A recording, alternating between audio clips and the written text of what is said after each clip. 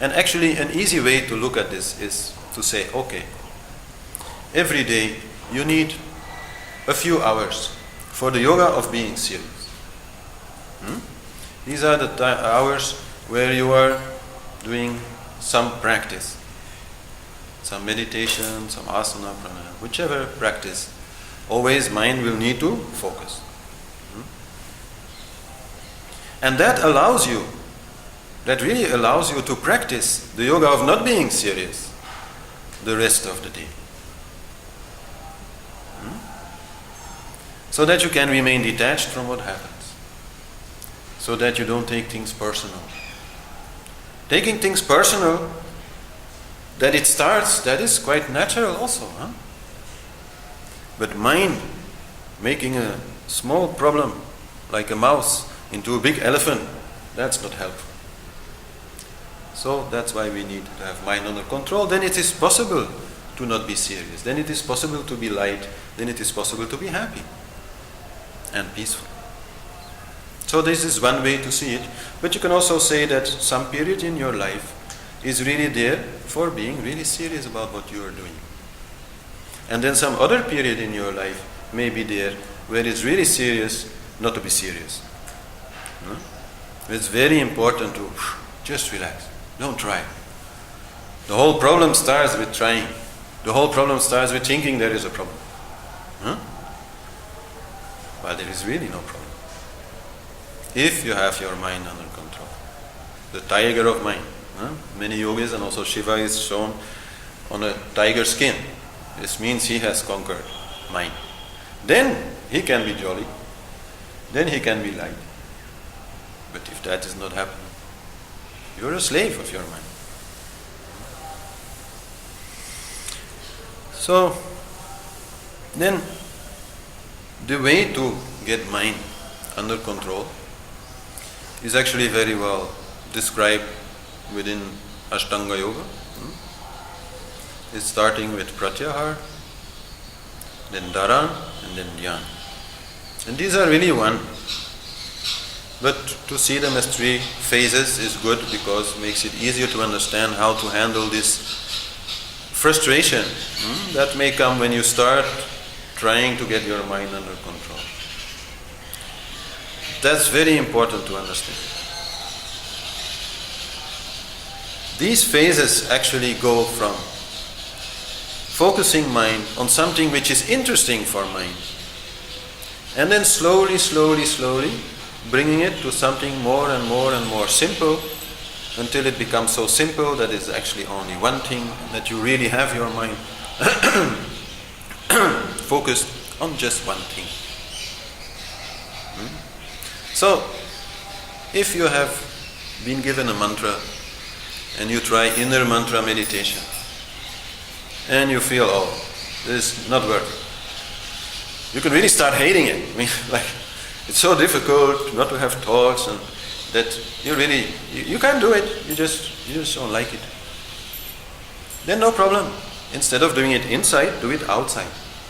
Meaning, chant the mantra loud. Chanting loud gives mind a lot more things to play with.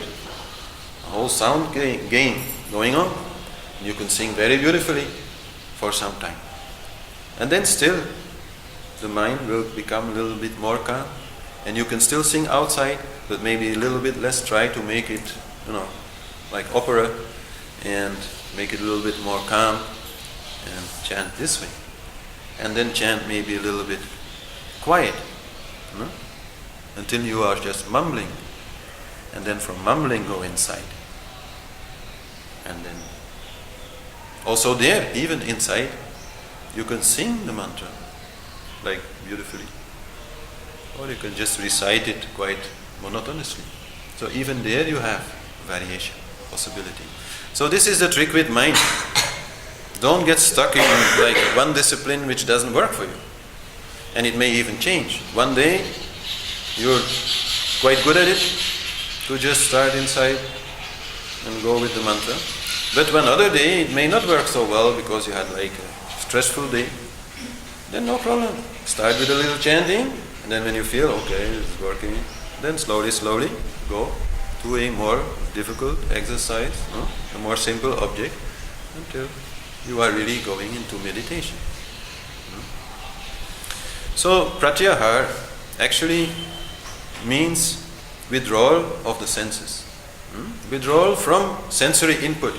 The eyes are still seeing, the ears are still hearing and all that, but you are no longer seeing, you are no longer listening, you are focused on something specific. And in pratyahar, this something specific can be a wide range of things.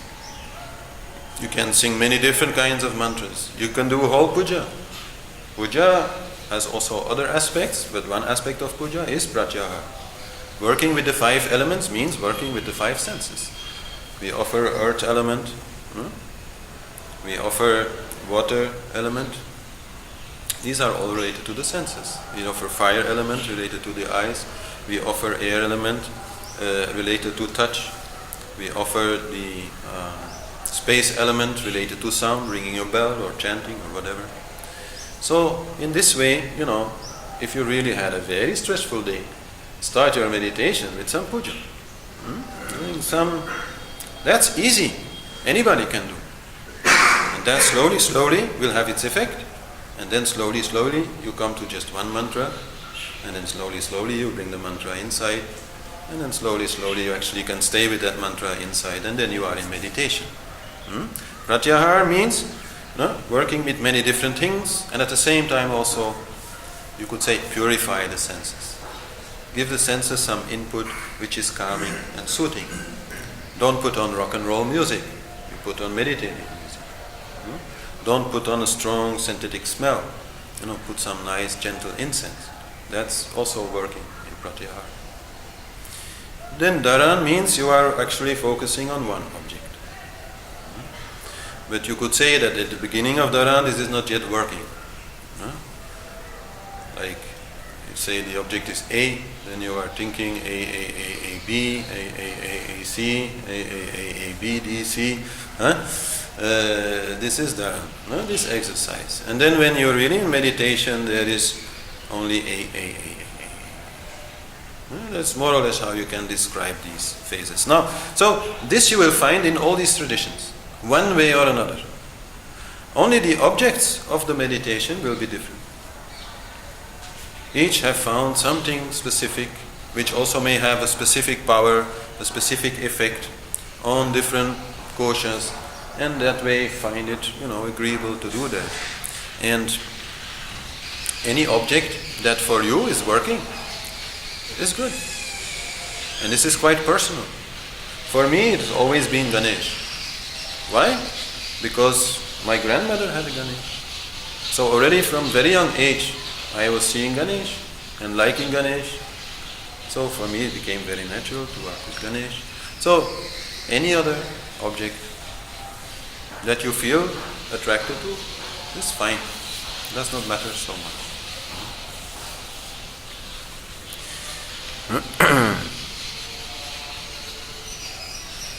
So that's mine. Very simple, actually. Don't get stuck in, I have to do it like this. Just choose, depending, and then slowly, you can do it. Then comes the ego. That's the biggest problem. If there's no ego, then mind is no problem, prana is no problem, body is no problem.